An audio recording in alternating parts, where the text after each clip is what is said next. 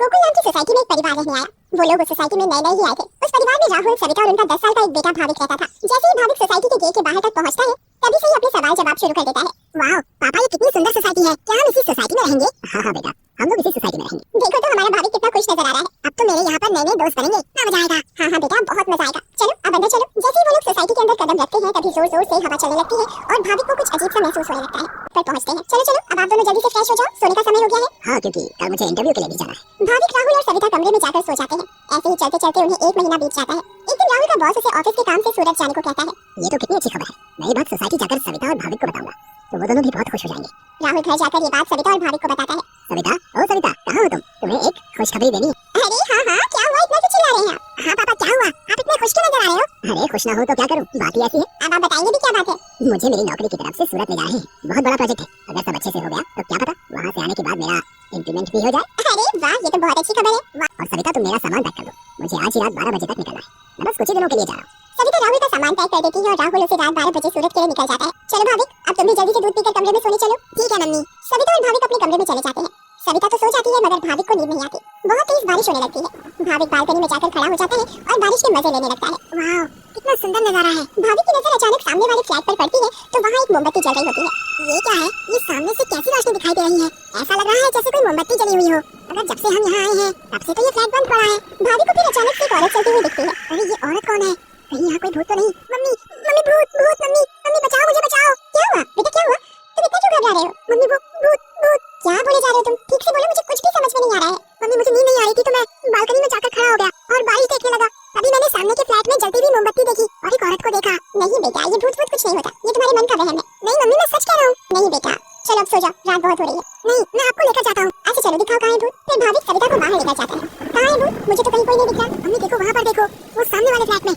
अरे बेटा, कुछ भी नहीं है वहाँ पर। नहीं मम्मी, मैं झूठ नहीं बोल रहा। अच्छा ठीक है, चलो आप जल्दी कमरे में जाओ और सो जाओ। फिर वो दोनों कमरे में जाकर सो जाते हैं। भाविक, अब तुम्हें डरने की कोई जरूरत नहीं है, मैं तुम्हारे साथ सो रही हूँ ना, अब तुम आराम से सो जाओ। अगली सुबह भाविक सोसाइटी के दूसरे बच्चों से मिलता है। तुम सबके नाम क्या है? मेरा नाम पिंकू है। मेरा नाम सोनू है। और मेरा नाम गौरी है।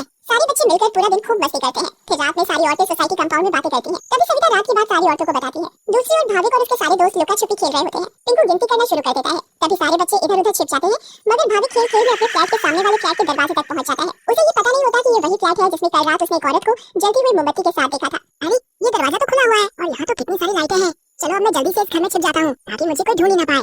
वो जगह ठीक है, मैं उस कमरे में जाकर छिप जाता हूँ। भाविक जैसे ही उस फ्लैट के कमरे की ओर जाने लगता है, वैसे ही बाहर की सारी लाइट्स लुक लुक होने लगती हैं।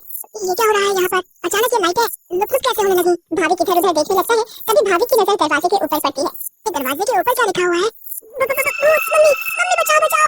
भाविक चिल्लाते हुए सोसाइटी कंपाउंड में जा पहुंचता है। अरे ये आवाज तो भाविक की लग रही है। ये तो भाविक की आवाज है। भाविक की आवाज सुनकर सारी औरतें और आदमी कंपाउंड में जमा हो जाते हैं। तभी वो देखते हैं कि सामने से भाविक भागते भागते चला आ रहा है। मम्मी मम्मी, वहाँ सच में वहाँ भूत है। क्या हुआ बेटा भाविक? हाँ बेटा क्या हुआ? तुम इतने घबराए हुए क्यों लग रहे हो? हाँ बेटा, कुछ तो बताओ। कहीं तुमने फिर से सामने वाले फ्लैट में भूत तो नहीं देखी है? भूत भूत कहाँ है भूत? मैं छुपने के लिए एक फ्लैट में चला गया क्योंकि उसका दरवाजा खुला हुआ था। मैंने वहाँ लिखा देखा। क्या लिखा देखा और कहाँ देखा? कि यहाँ से चले जाओ वरना मैं तुम्हें मार दूंगी। चलो बेटा, तुम हमें वहाँ लेकर चलो। हाँ चलो अंकल, मैं आपको वहाँ लेकर चलता हूँ, आप खुद ही देख लेना। भाविक सभी लोगों को उस फ्लैट में लेकर जाता है। कहाँ लिखा है बेटा? अरे यही तो लिखा था। चलो भाई, यहाँ तो कुछ भी नहीं है। बेटा भाविक चलो अब चलो। सभी लोग भाविक को वहाँ से ले जाते हैं, मगर भाविक उस दरवाजे को देखते देखते चलता है। नहीं अंकल, मैं सच बोल रहा हूँ। हमें इस बच्चे की बात एक बार मान लेनी चाहिए और आज रात मिलकर सोसाइटी पर नजर रखनी चाहिए। हाँ आप सही बोल रहे हो, क्या पता ये सब सच हो। तो ये कह रहा है कि आज रात हमारे पति सोसाइटी की देखभाल करेंगे। उस रात 3 आदमी सोसाइटी के गेट पर खड़े रहकर सोसाइटी की देखभाल कर रहे थे। मुझे जरा बाथरूम जाना है, मैं बस अभी जाकर आता हूँ। ओह ठीक है, तुम होकर आओ। क्या हुआ जी? गुड्डू को बहुत डर लग रहा है और वो बोल रही है कि आप ही उसे सुलाएंगे, तो आप जरा ऊपर आकर उसे सुला जाएंगे? ठीक है, अभी आता हूँ। दूसरा आदमी पहले आदमी से बोलता है, मैं जरा अपनी बेटी को सुलाकर आता हूँ, डर लग रहा है। अब सोसाइटी के दरवाजे पर सिर्फ रमेश यानी 3 आदमी ही बचता है। कहाँ रह गए ये दोनों? वो आदमी इधर उधर घूमता रहता है और अब उसे भी अकेले डर लगने लगता है। तभी उस आदमी को किसी औरत का साया दिखता है। उसके लंबे खुले हुए बाल और पायल की छम छम आवाज। चुड़ैल, बचाओ बचाओ चुड़ैल। फिर अचानक वो चुड़ैल उसके सामने आ खड़ी होती है और आदमी बहुत तेज चिल्लाता है और वहीं बेहोश हो जाता है। अरे ये चिल्लाने की आवाज किसकी है? हाँ आवाज तो मुझे भी है, चलो चलकर देखते हैं। सारी सोसाइटी वाले अपनी बालकनी में आ जाते हैं तो वो क्या देखते हैं कि वहाँ रमेश बेहोश पड़ा हुआ था। ये आवाज कैसी आई थी? फिर सोसाइटी वाले नीचे आ जाते हैं तो वो वहाँ पर रमेश को जमीन पर पड़ा हुआ देखते हैं। सब जल्दी से नीचे आते हैं। सविता और भाविक भी नीचे आ जाते हैं। अरे कोई इन्हें होश में लाओ, उठिए भाई साहब उठिए। फिर कुछ ही देर में रमेश को होश आता है और वो सारी बात सोसाइटी वालों को बताता है जो उसके साथ कुछ देर पहले हुई थी। तभी सोसाइटी में अजीब सी आवाजें आने लगती हैं। मम्मी देखा ना, मैंने बोला था ना कि भूत है। हाँ बेटा तुम सही कह रहे थे। तभी सोसाइटी के बीचों बीच धुआं उठने लगता है और वहाँ वो चुड़ैल आ जाती है। कौन हो तुम और क्यों हमें इतने दिनों से परेशान किया हुआ है? हाँ बताओ, क्यों तुमने इतने दिनों से लोगों को परेशान किया हुआ है? हम भी तो इसी सोसाइटी में रहते हैं, तुमने कभी हमें तो परेशान नहीं किया तो इन लोगों को ही क्यों? हाँ बोलो बोलो। तुम्हारी वजह से मैं कितना डर गई थी बताती हूँ, सब बताती हूँ। कई सालों पहले जब मेरी शादी हुई तो मैं और मेरे पति रवि सविता के सामने वाले फ्लैट में रहने आए। हम बहुत खुश थे, पर अचानक मेरी माँ की तबीयत खराब होने की वजह से मुझे कुछ दिन के लिए यहाँ से जाना पड़ा। और तभी सविता के फ्लैट में एक बहुत सुंदर लड़की रहने आई। रवि उस लड़की को पसंद करने लगे थे और वो लड़की भी।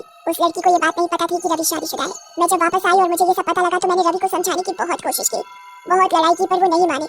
रवि मुझे छोड़कर उस लड़की से शादी करना चाहते थे और एक दिन रवि और वो लड़की चुपके से अचानक कहीं चले गए। मैंने उन्हें ढूंढने की बहुत कोशिश की मगर वो मुझे कहीं नहीं मिले।